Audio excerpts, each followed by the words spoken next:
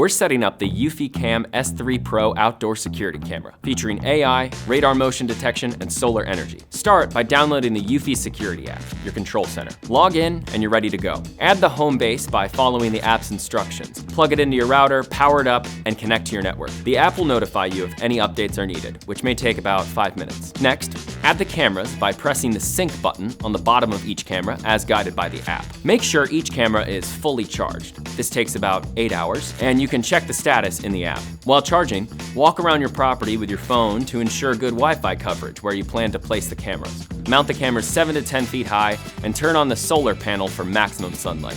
If direct sunlight isn't ideal, use the backup solar panel. Use the included mounting bracket, and if mounting to concrete or brick, use the stencil and anchors provided. Once mounted, secure the camera, adjust the angle with the app's live feed, and you're set. And that's it. You're fully set up with the eufyCam S3 Pro.